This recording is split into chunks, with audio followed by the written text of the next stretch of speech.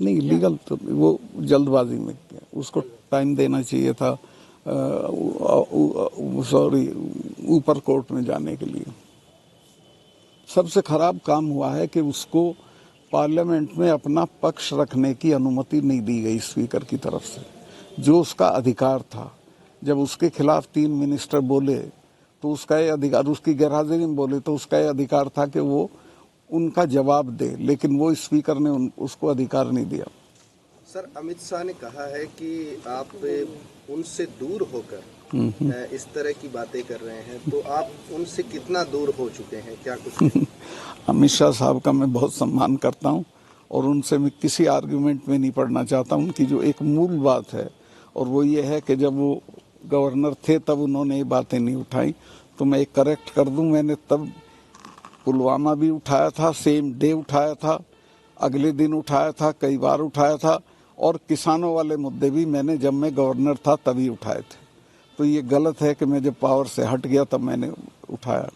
एक तरफ मोदी सरकार बेटी बचाओ बेटी पढ़ाओ अभियान चला रही है, नारा दे रही है, लेकिन जंतर मंतर पर खिलाड़ी धरने पे बैठे। बहुत शर्मनाक बात है, और मैं यहाँ से जाते ही उनसे मिलने जाऊंगा बच्चियों से।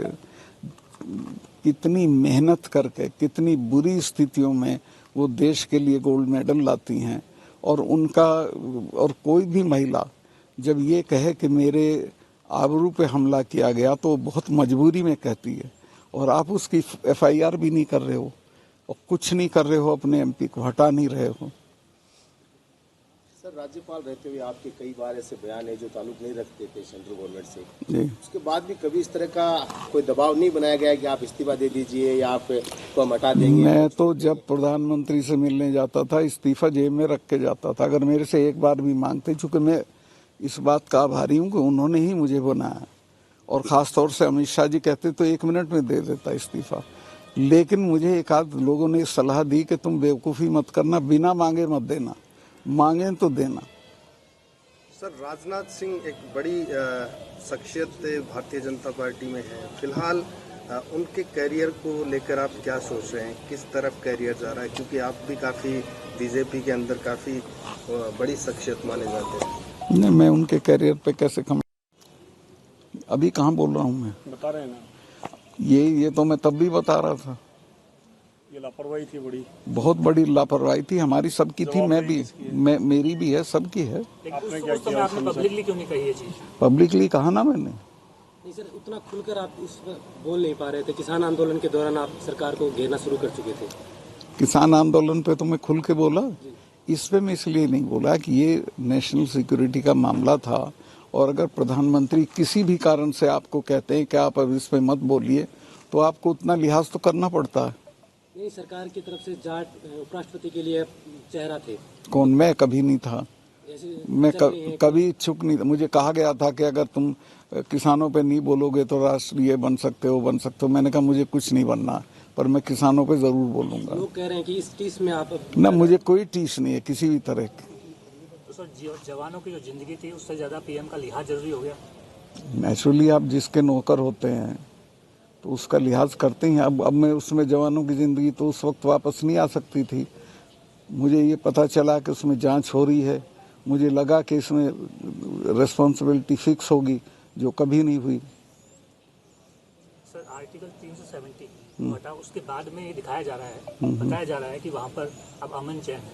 वास्तव में जो दिखाया जा रहा है वो है रियल में या और कुछ? वो मेरा बोलना ठीक नहीं रहेगा कश्मीर पे, पर मैं जब था तो मुझे पूरे टर्म में एक गोली नहीं चलानी पड़ी। इन 3 चीफ मिनिस्टर्स को मैंने गिरफ्तार किया, कुत्ता भी नहीं भौंका, कोई शोर शराबा कुछ नहीं हुआ, तब बिल्कुल अमन चैन था। और टेररिस्ट भी श्रीनगर में आते हुए डरते थे। अब तो श्रीनगर में आके CRP पे हमला करते हैं। अभी CBI का सम्मान आपके पास आया है? जी, इंटरव्यू देने के बाद आया। जी। क्या ये इंटरव्यू की देने के नहीं, इसमें ऐसा कुछ नहीं है, चूंकि CBI का सम्मान कोई मुझे नहीं आया है कि भाई मैं किसी चीज़ में इन्वॉल्व हूँ। मैंने किसी मामले को खोला था कि इसमें कुछ गड़बड़ थी, तो उसकी जांच हो रही है। उसमें मेरे से कुछ जानकारी लेने के लिए मुझे कहा गया है कि आप अवेलेबल होगे क्या, और वो मेरे घर पे आ रहे हैं, मुझे कहीं बुलाया नहीं है। तो अभी आपसे कुछ लोग, संगठन के लोग मिलने आ रहे थे दिल्ली में, उनको भी गिरफ्तार किया गया था, फिर आप थाने में गए थे। वो तो असल में ये जो हमारे यहाँ खाप सिस्टम है, पता नहीं आपके यहाँ है, तो आपके यहाँ भी यहाँ नहीं है। मील खाप तो है, कोई रेयर मानो, बाकी खाप नहीं। हरियाणा और यूपी में है। खाप है हमारे यहाँ। तो हरियाणा की खापों ने ये कहा था कि एक दिन हम आके आपको we'll come to express our solidarity with you। आप किसानों के लिए लड़े थे, अब आप लड़ रहे हैं तो हम आपको सहायता करने के लिए आ रहे हैं। तो मैंने उनको कहा कि फलां तारीख में आ जाइए। मेरे घर पे इतनी जगह नहीं थी, वो लोग हो रहे थे करीब 70 खापों के लोग थे, 300-400 के करीब। तो मैंने उनको वो सामने एक एरिया है, उसका सेक्टर 12 है, इसका RK पुरम का, वहाँ उनके खाने का इंतज़ाम कराया, शामियाना लगवाने लगे। तो मैं घर पे तैयारी हो रहा था, तब मुझे खबर आई कि पुलिस पहुँच गई है वहाँ और पुलिस कह रही है कि यहाँ आप ये नहीं कर सकते। मैं गया तो पुलिस के बड़े अफसर भी थे, DCP ACP, और उन्होंने कहा सब हमें हुक्म है आपका, ये हम यहाँ नहीं होने देंगे। मैं कहा भाई क्यों नहीं होने दोगे, खाना ही तो बना रहे हैं, खाना तो कहीं भी बना के नहीं, ये DDA का पार्क है, आपने इजाज़त नहीं ली, और इजाज़त में लेता तो वो देते नहीं। तो मैंने कहा भाई तुम फजीता करना चाहते हो तो करो, चलो मैं चलता हूँ, थाने में ही बनेगा अब हमारा खाना। तो हम सब वॉक करके थाने में चले गए, फिर वहीं खाना बना, वहीं खाया, फिर उन्होंने माफ़ी मांगी, फिर उन्होंने ये भी दिया प्रेस को कि हमने कभी उनको वो नहीं किया, डिटेन नहीं किया। पुलवामा को लेकर अभी सरकार से आपकी कोई मांग है क्या? ना, मेरी कोई मांग नहीं। मैंने तो एक जो बड़ा इंटरव्यू था, कोई अकेले पुलवामा पे नहीं किया था मैंने, वो 1 घंटा कुछ मिनट का इंटरव्यू था, उसमें एक साधारण तौर पे जिक्र कर दिया था कि ऐसा हुआ था। सरकार जाने, अपना काम, उनकी ड्यूटी है वो। सर आप जनता दल में रहे, समाजवादी पार्टी में रहे, BJP में रहे, आगे क्या इरादा है? अब मैं किसी पार्टी में नहीं जाऊंगा, ना मैं कोई चुनाव लड़ूंगा। सर PM मोदी के खिलाफ विपक्ष में प्राण फूंकने का काम कर रहे हैं? नहीं, मैं तो नहीं फूंक रहा प्राण, तो विपक्ष खुद चाहेगा तो फूंक जाएंगे। विपक्ष को सिर्फ इतना करना है कि एक उम्मीदवार के मुकाबले एक उम्मीदवार खड़ा कर दो, Modi ji will be nowhere, उसी में हार जाएंगे। लेकिन क्या ये संभव है? संभव है, ये तो मुझे लगता है हुआ पड़ा है। कौन है चेहरा? ये चेहरा नहीं होता इसमें, चेहरा तो देखो 77 में भी नहीं था, 67 में भी नहीं था। जब जनता तय करती है हटाने का तो हटा देती, बाद में हो जाएगा जो जिसको वो करेंगे लोग। सर, नेशनल इश्यूज की बात हो रही है जी। वर्तमान में बहुत सारे लोग पहले भी जाते थे, अब भी जा रहे हैं, थाईलैंड जा रहे हैं। देश इंडिया का थाईलैंड के साथ रिश्ता जगजाहिर किया जा रहा है। इस मुद्दे को लेकर किस तरह घूम रहे हैं? अब चुनाव भी है, आपको क्या लग रहा है इस बार किसका पलड़ा भारी हो सकता है? कुछ चुनाव में कोई भविष्यवाणी नहीं की जा सकती। जनता जनार्दन है, पता नहीं किसका पलड़ा भारी कर दे, किसका नहीं चाहिए। तो आपसे जानना चाहता हूँ मैं, क्या हाल है? आपने भी तो फीडबैक लिया होगा ना? मेरा फीडबैक मेरे साथ है, उसको मैं अभी आपसे शेयर नहीं करूंगा। और एक दिन में राजनीति बदलती है। आपने एक जगह कहा था कि यदि वसुंधरा राजे उम्मीदवार हो तो BJP जीत सकती है। ये वसुंधरा राजे अगर उम्मीदवार हों तो BJP के ज़्यादा चांसेस हैं, और अगर वो उम्मीदवार नहीं होंगी तो BJP के कोई चांसेस नहीं। सर, 3 काले कानून जो आंदोलन हुए, क्या वो वापस बैक आ सकते हैं पटल पर, देश के पटल पर एक बार फिर से? वो नहीं आ सकते, हम जब मर जाएंगे तब आ सकते हैं।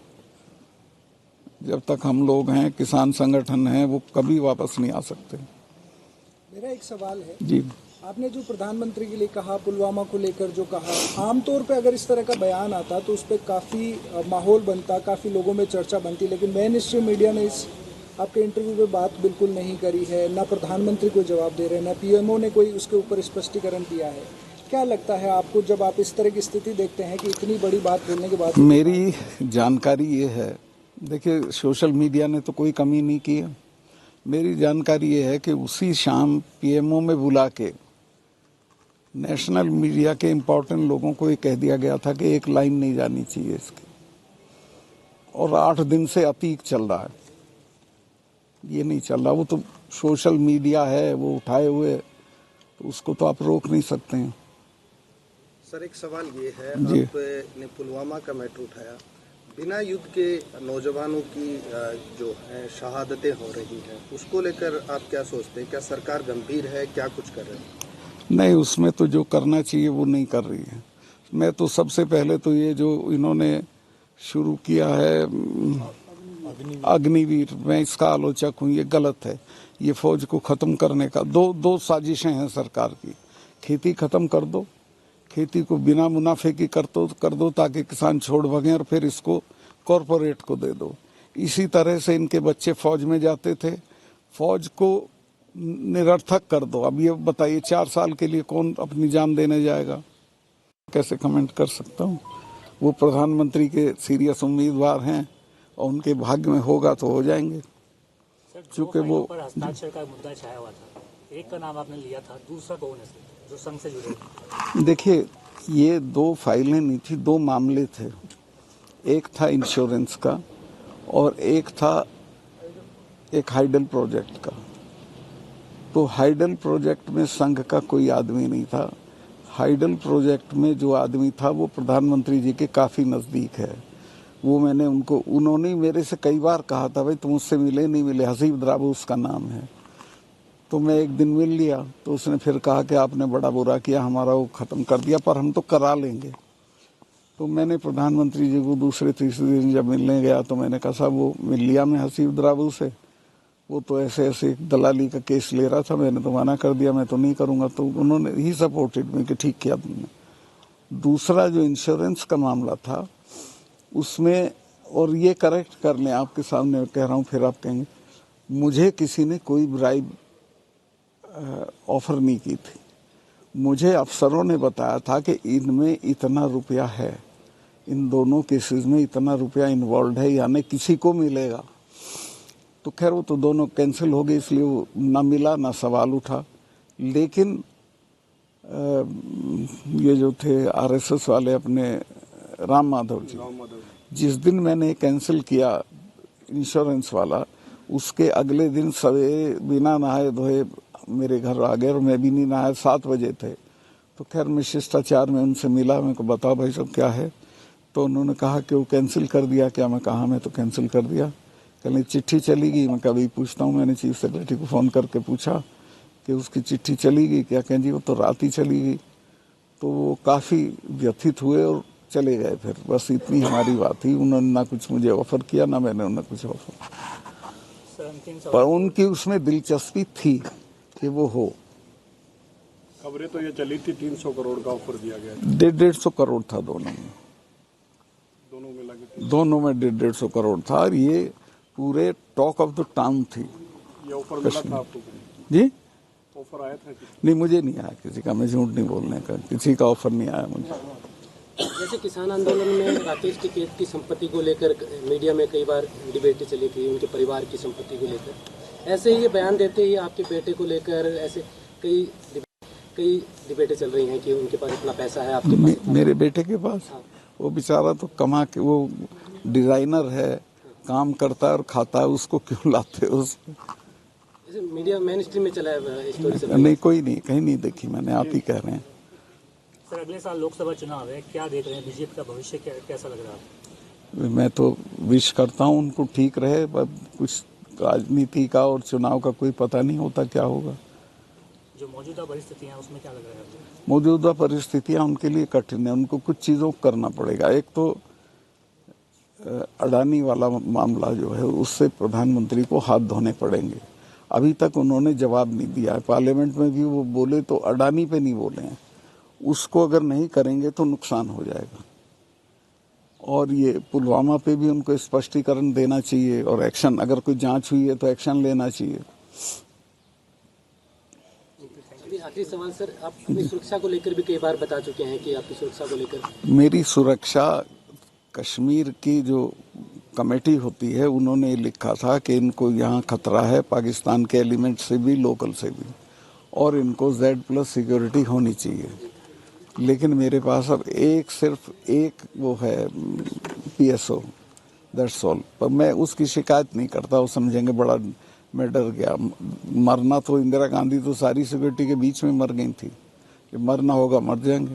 सर जातिगत जनगणना के बारे में? जातिगत जनगणना जरूर होनी चाहिए।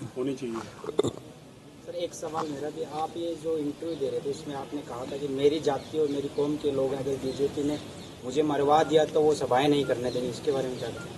मुझे अपनी कौम पे फख्र है कि वो अगर मेरे साथ जाती होगी तो वो ज़रूर रिएक्ट करेंगे। क्या किसान आंदोलन जैसा मूवमेंट दोबारा बीजेपी के सामने आ सकता है? ऐसा कोई बड़ा मूवमेंट जो लंबा मूवमेंट चला था और सरकार बैकफुट पे आई थी, आ जाएगा तो बहुत अच्छा रहेगा। ऐसा कुछ हो रहा है देश में? ना, मुझे अभी नहीं लगता, लेकिन होगा तो मैं उसका समर्थन करूंगा, साथ रहूंगा। ठीक है सर, धन्यवाद। जो कमेटी बनी थी वो आज तक नहीं बनी थी। वो जो कमेटी बनी थी उसका अध्यक्ष वो आदमी था जिसने काले कानून ड्राफ्ट किए थे, तो इसी वजह से किसान संगठन उसमें गए ही नहीं, और उस कमेटी ने मुझे लगता अभी तक कुछ नहीं किया, लंच भी नहीं किया किसी दिन, कोई एक्टिविटी उसकी नहीं आई है। इसके माने सरकार की नीयत एमएसपी पे ठीक नहीं है, और अगर एमएसपी का उन्होंने वादा पूरा नहीं किया तो उनको कठिनाई होगी।